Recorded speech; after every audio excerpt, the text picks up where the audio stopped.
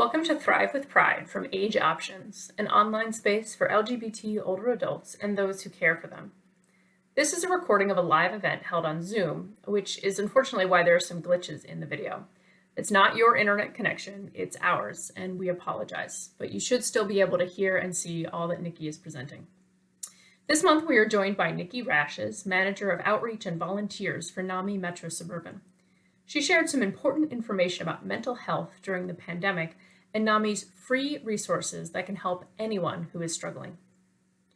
Please fill out a very short survey after you view this video to help us improve on our programming.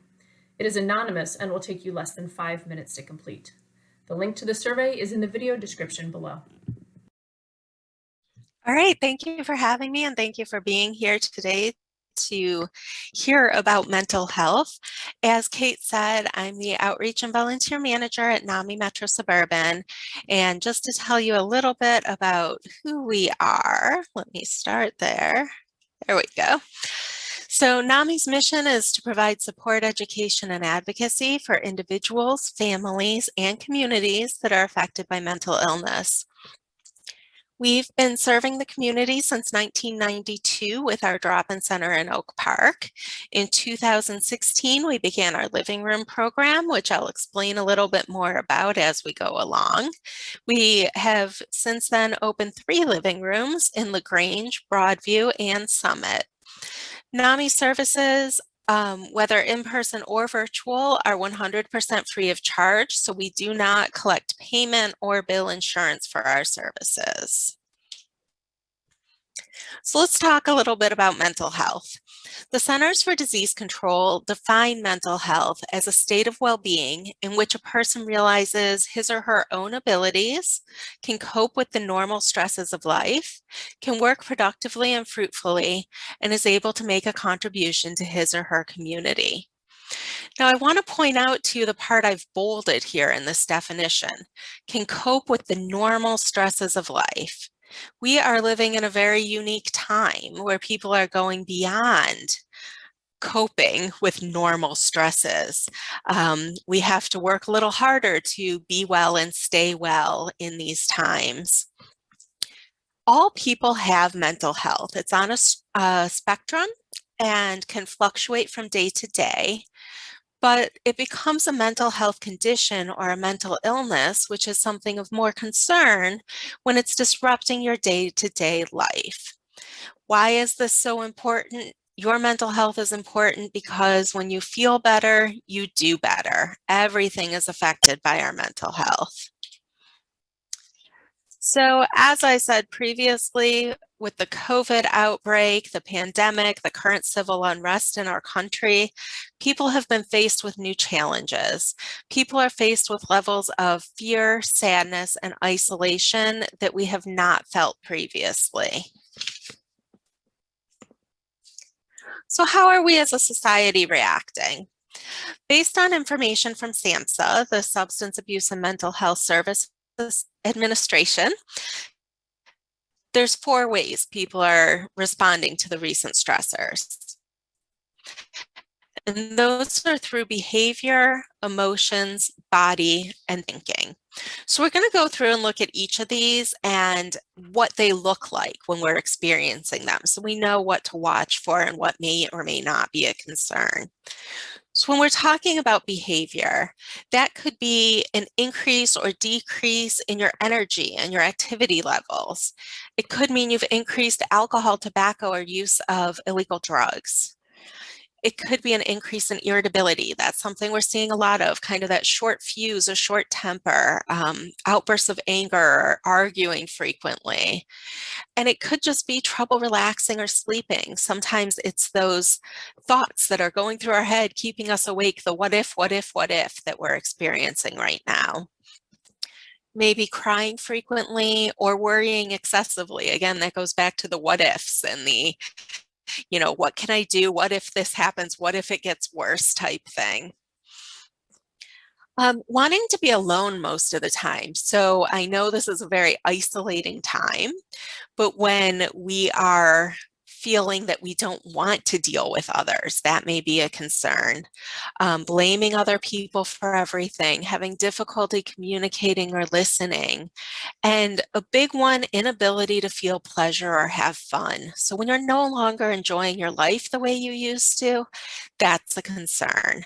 And many of these feelings and actions are to be expected during these complicated or uncertain times. But when behavior changes, and that's a focus is the change. When we see a change in behavior that lasts more than 2 weeks or becomes disruptive to your daily life, that's when it may be time for a mental health checkup. Another way we're experiencing today's circumstances is through our emotions. You can see anxious or fearful, feeling depressed. There's a lot of feeling going on, whether it's guilt, anger, not caring, that feeling of what's the point? Why am I bothering? I don't want to deal with this, or overwhelmed by sadness. Those can all be signs that there is a concern we want to look at. Now, experiencing our stress and anxiety in our body is something that a lot of people don't think of, but mental health symptoms can be physical as much as they are emotional. It could be stomach aches, it could be headaches, aches and pains, things like losing your appetite or eating too much. People can get tremors, twitches, sweating, having chills, or being easily startled, kind of that hypersensitive action. Those can all be things that we see in our bodies that are actually related to what is going on in our minds. And finally, we see it in our thinking. Kind of scattered thoughts, having trouble remembering things, feeling lost or confused, trouble thinking clearly, or having difficulty making decisions. And again, these are things we want to look for changes and changes that are affecting our daily lives. So looking at this chart, this is based on voluntary anxiety screenings that were taken through Mental Health America. And it's looking at anxiety. And in this questionnaire, individuals were asked to identify the main thing contributing to their mental health problems right now. And the most reported cause was loneliness and isolation. Now, if you look at the pie as a whole, combine loneliness, COVID-19, and current events, that accounts for 50% of the contributors reported. So again, we're feeling everything we felt before, but on a more elevated spectrum, even more intense. And we can also look closer to home, some statistics from the Illinois Warm Line. And what they're seeing in the last year is a 25% increase in calls to the Illinois Warm Line, which is a non-crisis call-in line for mental health support. 95% of their calls have had some type of conversation surrounding the pandemic or current events. Callers have been concerned with a lack of face-to-face services. And the Warm Line has seen a rise in the number of callers who are sharing their thoughts and feelings about isolation. So right now, we're spending a lot of time alone. People have been more isolated than ever, and that is for our own safety and for our own health. But I want to talk about the difference between being alone and being lonely, because we can be alone and be okay. And being alone sometimes feels good. Feeling lonely never does. So being alone includes that element of independence, of self-sufficiency, but feeling lonely is the opposite. Feeling lonely is a feeling of dependence, of needing, or of feeling like you're lacking something. So a lot of researchers have compared loneliness to a physical pain or to a hunger. When you're hungry, your body is telling you that it's missing food, it needs food. And when we feel lonely, it's our body telling us we're lacking that social connection and we need to reach out to others. So I love this definition. A person can be alone without feeling lonely, since alone describes a state of being, and lonely describes an emotional response to one's circumstances. Most people don't feel sad when they go to the bathroom by themselves, for instance. So lonely and alone, again, two different things. And what we want to avoid is that loneliness. So let's talk about a connection. How can we keep connected even during these strange times as we live through a pandemic, as we start to hopefully move forward and come out of that pandemic? So a connection is that link we have with the outside of ourselves, outside world. And connections can be made with people, places, and ideas. Connections can also be about the relationship we have with ourselves. So nowhere in the definition of connection does it say that a connection has to take place while side by side with another person or in the same room. So that is where we can remember that connection doesn't have to mean we're in person. Connection doesn't have to mean we're exposing ourselves to COVID-19. We can do this safely.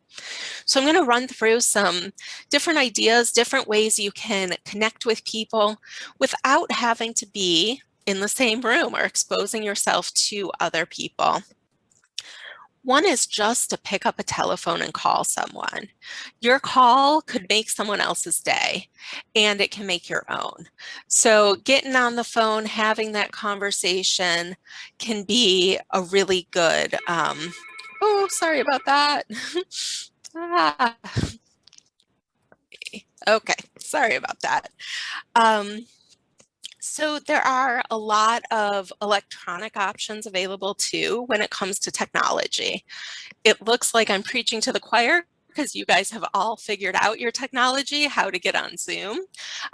Things like Facebook, Zoom, hosting video chats through Google, those are all options that can help you connect with someone.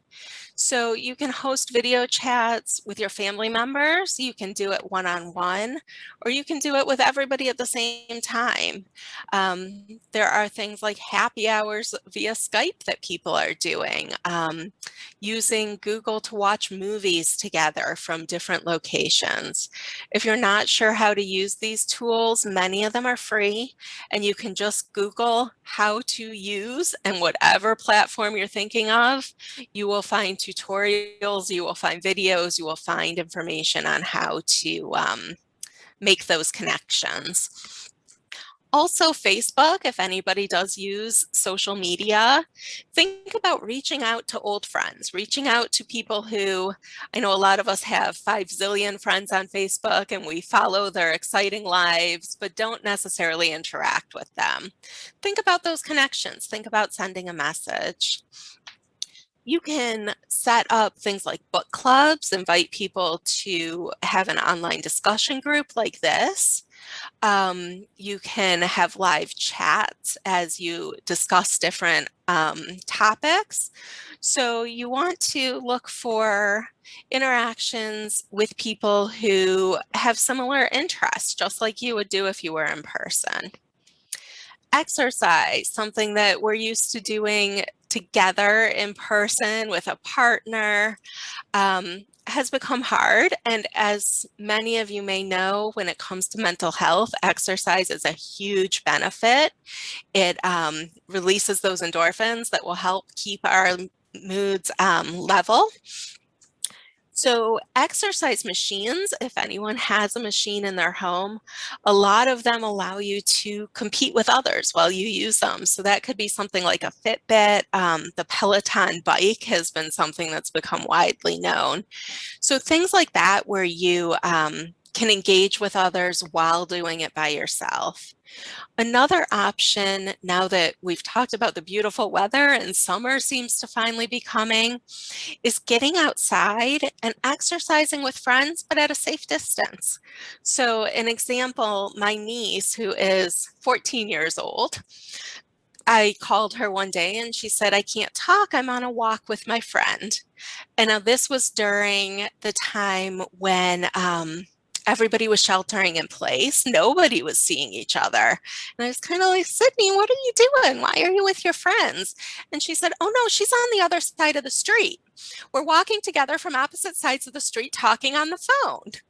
So you can be with somebody without being with somebody.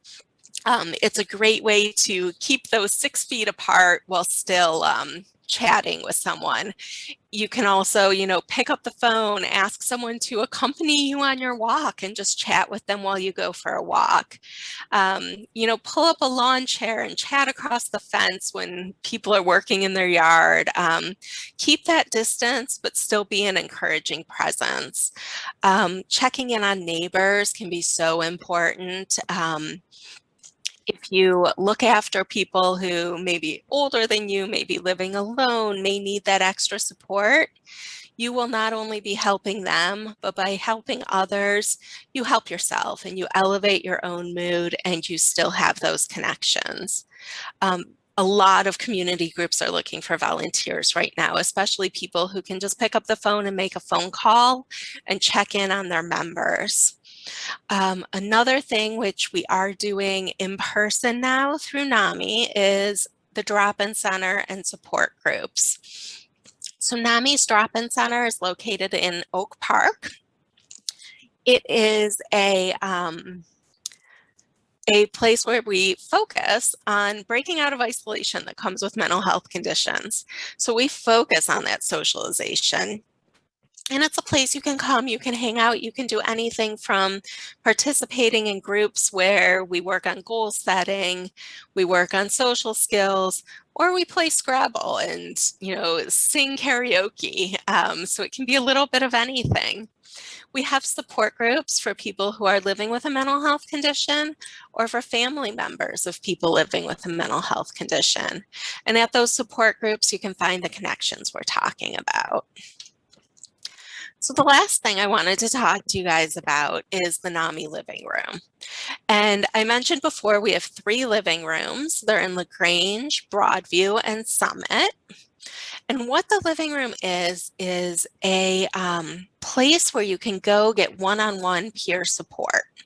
So the living room is for someone who's feeling that extra elevation in their anxiety, if you're feeling a bit depressed, if you're not sure what's going on, but it's just not feeling right, come on into the living room. We're open 365 days a year from 1 p.m. to 9 p.m. At the living room, you're going to have a real quick assessment with a master's level clinician. And then you're going to talk with a peer support specialist. And what that is someone who is living with their own mental health condition, living well in recovery, and they've been trained to help others de-escalate situations, find community resources, really just kind of break out of those feelings that they're feeling right then and help them get the support they need. There's a quote here from one of our living room guests that checking in with the living room team is helping me with my daily ups and downs. I can breathe after a call. And that's what the living room's all about, taking that weight off your chest and helping you to breathe. The living room is also a great place if you have not yet, if you're feeling those symptoms we talked about earlier on, but have not had a checkup yet and have not gotten into mental health treatment yet. You can come to the living room, talk about what you're feeling, and that can help you understand if it's just kind of life getting to you and there are little things you can do to help yourself out, or if you really want to seek some medical attention to improve your mental health. So the last slide, you are not alone. Please remember, NAMI is here for you. Reach out to me anytime or to NAMI in general. And we are happy to help you find those connections that you need to stay healthy and be healthy during these unprecedented times.